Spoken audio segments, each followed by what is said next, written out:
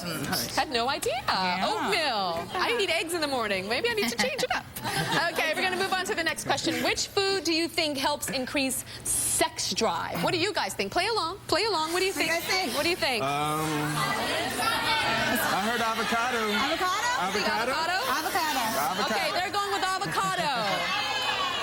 Okay. I can give you the answer. The answer is actually, for sex drive, it's asparagus. Who would have thought? Asparagus just makes your pee stink. Yeah, I know. Apart from that, but it increases your sex drive because what asparagus has in it is an acid in it, a folate that increases histamine production, and what that does is increases all the best energies for you. So wow, great sex drive. So stinky pee, hot sex, and great sex drive. and hot sex. Next one. What food helps women go from the Sahara Desert to Niagara Falls? You know what I'm saying? Takes a trip all the way across the globe.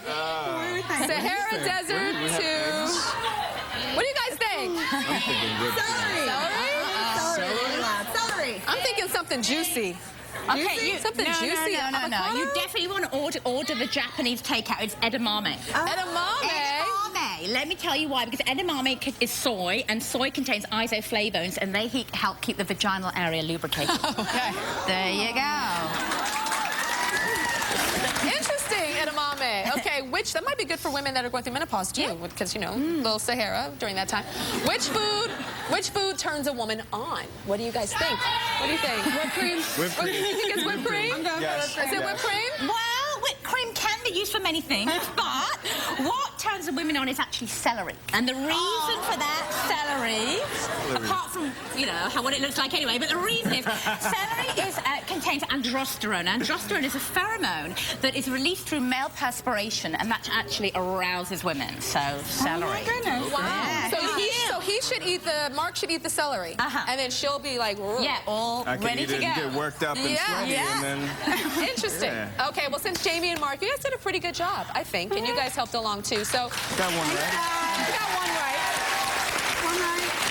We only got one right, but who cares? We're going to send them to a romantic dinner, and also so they can try all the stuff that we just talked about. We also found a babysitter to watch your son. Thank you so much. That's awesome.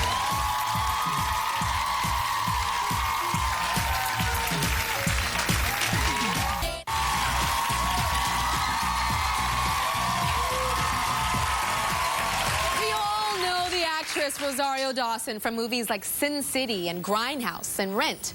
But it was her performance in the revolutionary play, The Vagina Monologues, that changed her life. Rosario has teamed up with the Vagina Monologues author Eve Ensler in her mission to end violence against women and girls by directing a reading of Eve's new book, I Am an Emotional Creature, The Secret Life of Girls Around the World. Please welcome Rosario Dawson and Eve Ensler.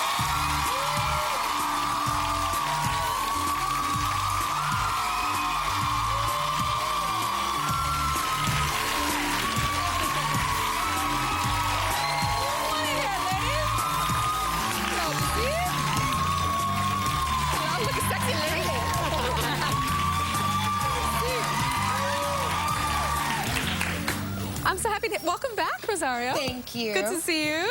Yes, to see you as well. So how did you get involved with Eve?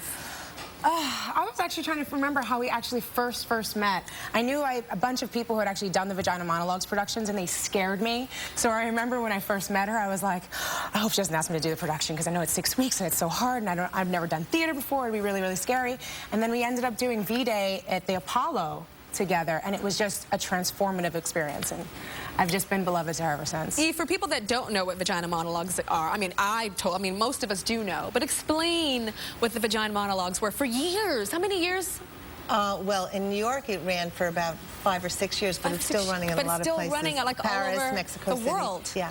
But it was actresses that were doing monologues. Well, there's a play that I wrote called The Vagina Monologues, which was based on about 200 interviews with women around the world about their vaginas. And the stories of women, both their triumphs and pleasure and pain and abuse and everything. And I initially started performing it way downtown in a little theater, and then it just caught on because women and men needed to hear and think about vaginas. And that it's not a bad word. No, it's a wonderful word. And it's word. a part of our bodies. I heard that as early as 12 years ago, you couldn't say vagina on television. No, when I started, they would do pieces. CNN did a piece on the book and never mentioned the word vagina. They would just show it and move it really quickly. Really fast. But I heard that you could say penis on TV, but you couldn't say vagina. Yeah. Yep. Well, that's because penis exists and vaginas don't, right? That's what they say. It's like, right. Exactly. So this is a new book. I Am an Emotional Creature. Tell us about this. Well, as I've been touring the world with FIDE, which is a global movement to end violence against women and girls, I've met all kinds of girls around the world in various situations. You know, from the Congo, where enormous violence and rape is happening to thousands and thousands of young girls and women, to America, where girls are obsessed with their bodies and losing weight, or whether they're not rich enough to buy purple Uggs, or whatever the issues are. And it seemed to me that as I traveled, a theme began to emerge where it was clear that this pressure on girls to please. Yes. And it doesn't matter what the pleasing is or who the cultural mandate is. It's either to be pleasing to be skinny, or pleasing to do what a religion wants you to be doing, or pleasing to what your father wants. And it really robbed girls of their central motor, of their central desires, of their central power. So the book is really the voices of girls around the planet who are in various stages of becoming liberated and creating a girl revolution. And what attracted you to want to direct the reading? Well, I'm on the board with, and I working with Eve, and I'm constantly challenged by the work. And when she told me what this was, and she said, we're trying to think about directing, people to direct a reading for it, and I was like, oh my God, I've been saying that. I've been kind of speaking into the universe that I want to start directing, and this will be the way that I'm going to start. And I'm working with 25 teen girls. They're so amazing to see the transformation. There was one piece in particular that I was laughing with Eve about, because there's a couple pieces called I Dance, and in it says, I dance to disappear, I dance to know I'm here, I dance because I'm horny, because it's holy, because I want to forget. And none of the girls picked that piece to perform.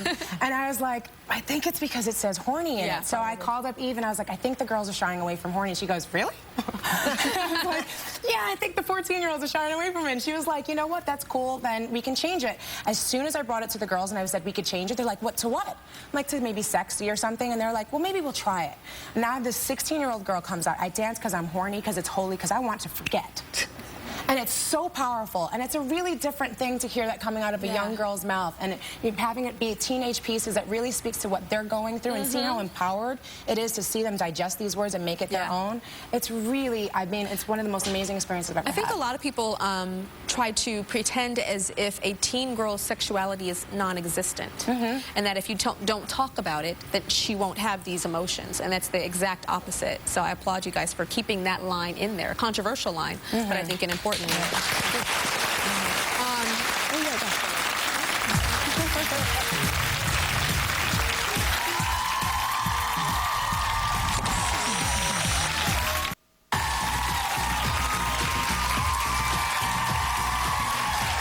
I'm back with actress Rosario Dawson, who recently directed a reading of Eve Ensler's new book, I Am an Emotional Creature.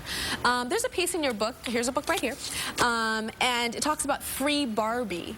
Tell us what that means, free Barbie. Well, I started to do research on Barbie because I've always been obsessed about Barbie. But just what Barbie and the idea of Barbie and the concept of Barbie actually does to the consciousness of girls. And I started to research Barbie and discovered that she was actually initially made as a sex toy for men. Wait, she was made as a sex toy? Yeah, it was a sex toy for men that was then transferred on to become a doll. And then I just started to do research about the girls who were making Barbie in factories and the kind of conditions that girls were living in and forced to in terms of child labor.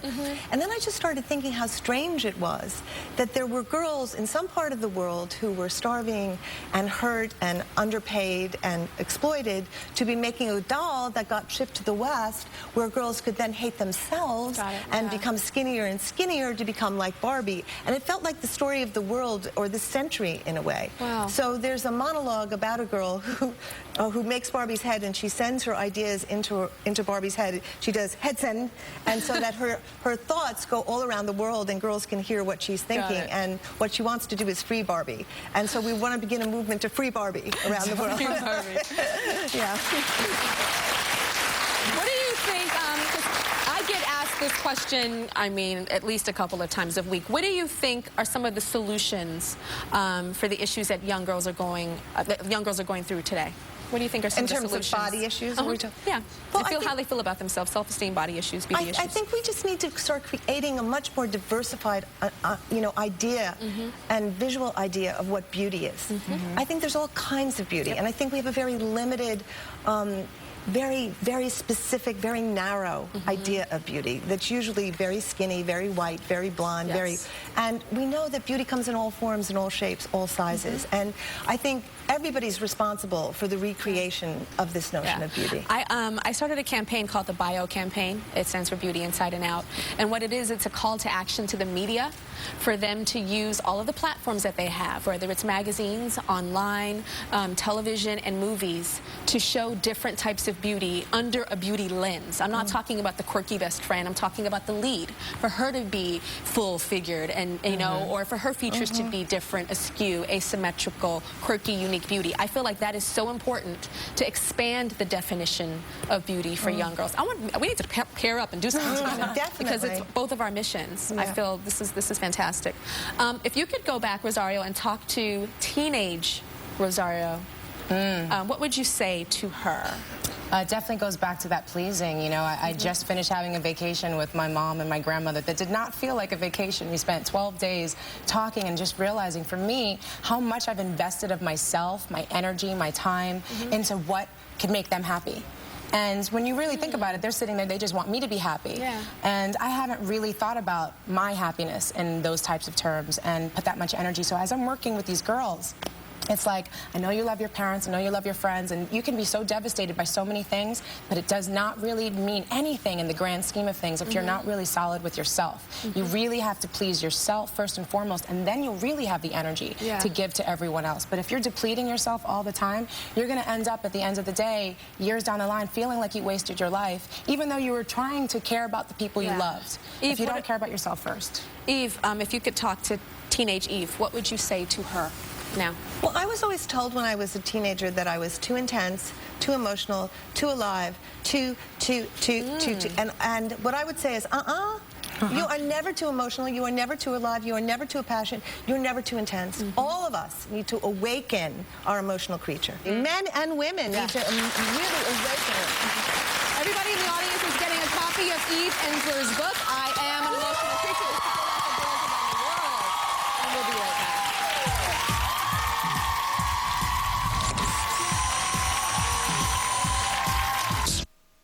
So, in honor of Valentine's Day, the Cheesecake Factory is celebrating the season of love.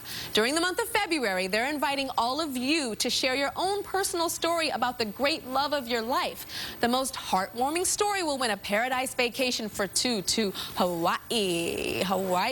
So go to tyrashow.com to learn more about the Share Your Love Story contest and for your chance to receive a Cheesecake Factory gift card. Oh yeah, and I forgot, everybody in the audience is going home with a gift card from Cheesecake Factory.